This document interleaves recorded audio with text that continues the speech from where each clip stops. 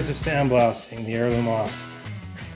So, I believe I showed this before. There's some rust there where it's through, some on the bottom as well. This side's not so bad. There's a tiny little bit here, but that can be patched. This one here, I have the piece from my other front end that I got, but the problem is that it's got its own issues. Not really, but there you can. Right there you see there's a crack in there in the metal. I don't want to risk having a crack in a structural area, so what I'm going to do, I thought maybe these would pop easy, but they're not, so I'm going to drill out the spot welds along here. And I'm going to just cut this bottom section here. I'll substitute that in, and that'll take care of that issue. So, took a hammer, sorry, a little bit of sand in my lungs. Took a hammer to the dolly this was folded under before, so I straightened that out on both sides. Quick hammer dolly work, just getting that thing ready to pop out. I put the spare piece, I cut a chunk off. I ran it through my sandblasting through the cabinet, which looks a lot better when I turn the light on in there. You can see all right. So this is actually a two-piece unit, right? So there's a seam there. It comes underneath, and so I'm going to take this apart, put this in. The bottom plate on my car is also pretty wrecked, so I'm going to probably sub that in as well. One thing I noticed this year I'll probably have to repair before I put it in. The other thing I noticed is this drain hole on the bottom. Mine, it was completely plugged on the one side, which is probably why. You can kind of see down in there, you see the drain hole. It was so solid when I got the car. It was like gravel all the way up to there, so that would probably explain the rust there.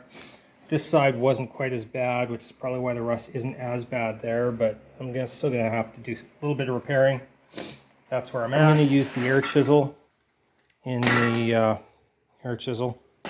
I find it's really nice for breaking spot welds if you're not too worried about saving everything. So I'm going to use that on the areas I'm not too worried about. And one of the main reasons I sandblasted was so that I could see where the spot welds were on here. So I'm going to drill out the spot welds on the parts I want to keep. And this is the bottom piece all taken off. A little bit more cleanup to do. This was the area that was inside of it, hard to get to. Whether I sandblast it or not is, or just use a wire wheel and clean it up. Anyway, this goes there. So obviously I'll pull the other one off. To pull it off, it's just drill, just like I did here. And then yeah, I'll just pop that off, slide this one in. It looks like it's pretty much intact. So there's that. And then this piece here, which of course goes on the inside, which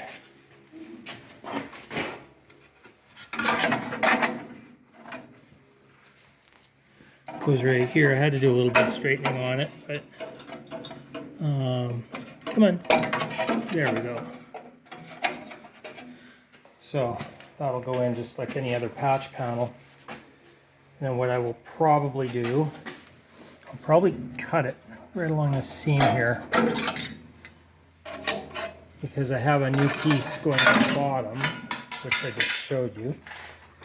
So when that piece comes off, I drill all these out, stick that piece under.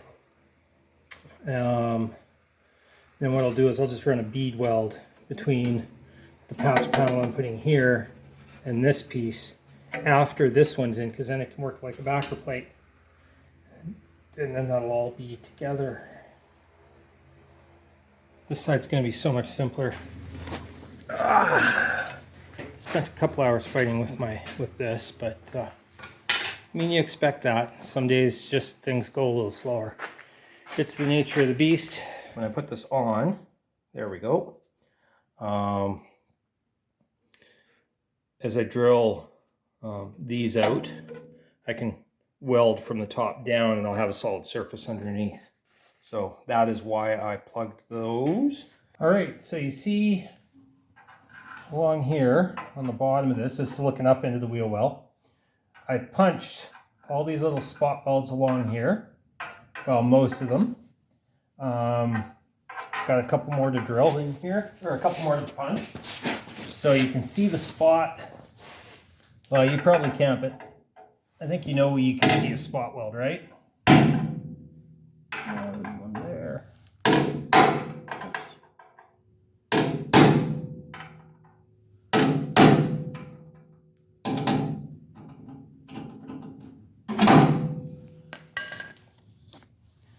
Okay, so you can see them there.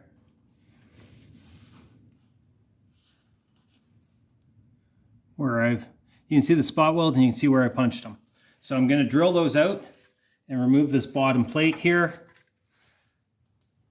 which has all kinds of little holes in it, and replace it with the one that I had cut off from the other one. Once that's off, then I'll cut the inside. You'll see what I'm talking about. 9 3/2 hole drilled along, all those were punched. And now I've got a 5/16 bit.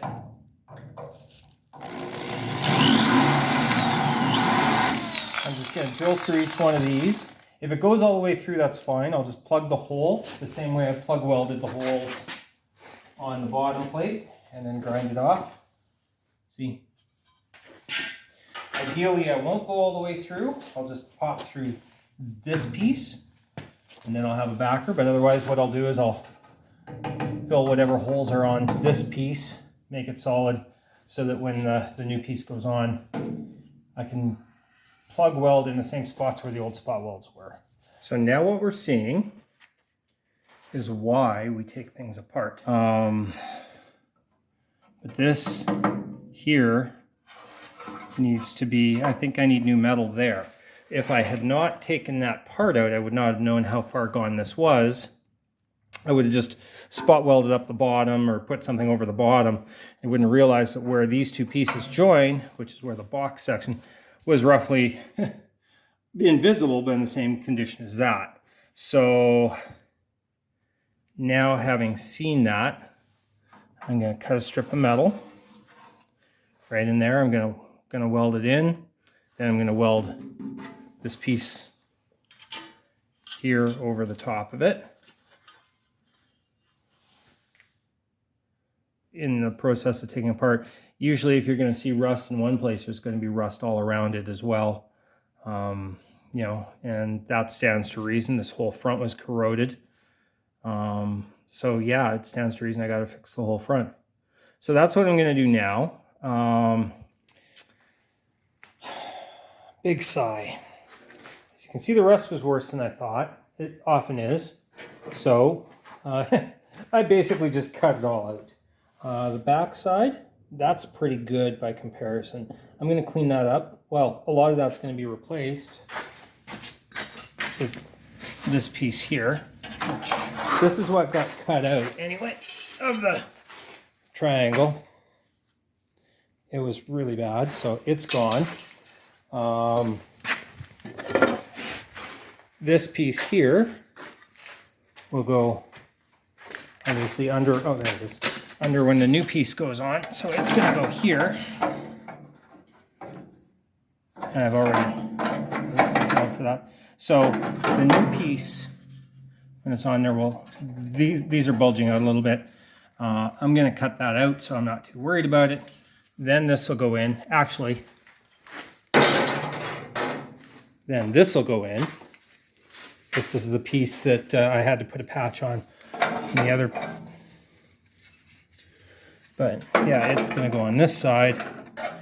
And then I'm going to have to put another strip of metal down here where I had to cut this out because it was really bad. So I'm going to have this in first, then that bottom piece, then that bottom piece and this are actually kind of overlapping, and then I'll put on another piece over the top. So all the metal that was there originally will be there again. It's you know, there's a lot of stress in frame twisting and everything. I mean, this is where the front suspension mounts. There's the rest of the car. This is what, you know, this is where all the stress goes. So I want to get it right. So if I have to cut out a little more than I meant to, so be it. I don't mind making some patch panels. I had the original pieces from another car, so I can make the patch panels. I can put them in. The welds will be just as strong as the metal was before. I'm gonna clean up in there so I don't get porous welds, and wire wheel, and then get some welding on. I am not going to take blame for this weld. This was factory. That's how my car was. This one here is an ugly weld as well, but that one is mine. I don't want to overgrind because this has a structure, so I'm leaving it a little proud. But yeah, that welds in. But we have mission creep, and I hate mission creep, but I have a crack. So what I'm going to do is take my Dremel tool and make a little V in there so I have a place for the welding rod to go. And I'm actually going to weld all the way along here beside that hideous factory weld. And just make sure that that crack's not going to grow. Mission creep it is, but nonetheless, there we go. Okay, so here's my raw weld along that. I V'd it out a little bit. Just gave it, you can see it dot, dot, dot, dot, dot, dot, dot. Yeah, that's an okay weld, not a great one. I'll clean that up, and then I'm okay with the, I looked at the back side and the penetration's good, so that should hold. The other thing that's gonna happen, it may as well happen sooner rather than later. Before I take the doors off, you can see that this comes quite a bit below there. It's actually better than it was. What I'm going to do, you can see I've got a jack, 2x4s protecting the metal. I'm going to bring this up to flush and get my gap right. And the other side is actually worse. You can see the gap there. You can really see it there, how it narrows up. So I'm going to, with my jacks, bring this up, which you can watch me doing right now.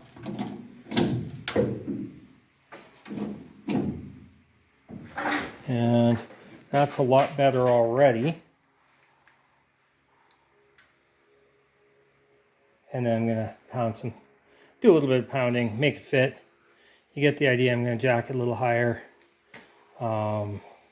Make sure that my windscreen fits over, and put the bonnet on to make sure the shape matches once these are in place. And then once that's done, then I'm going to make sure everything's hammered in, heat it up, cool it, whatever I need to do. But yeah, those needed to be dealt with. So they are being dealt with now as we speak.